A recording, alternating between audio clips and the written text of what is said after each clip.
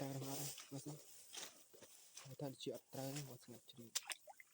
អូទីចូលក្នុងបងប្អូនអូអត់ត្រូវបងប្អូនអាលីងនេះទីចូលព្រៃទៀតហើយបងប្អូនដឹងនៅដឹងអត់នេះអើយទីចូលព្រៃខ្ញុំលើកទាំងអស់គ្នាយើងចាំមើលទៀតអានេះចូលមកទៀតនេះអូនេះចូលដែរនេះបងប្អូនអូទេរ៉ោះមកនេះម្ដងមកចូលអស់បងប្អូនអូបងប្អូនចូលមើលត្រីក្រាញ់បងប្អូនអូនេះបងប្អូនយើងបានតែប៉ុណ្្នឹងទេតិចមែនតើដោយសារតែស្ទូចខ្ញុំដាក់តិចដែរចឹងទៅវាអត់បានច្រើនដែរ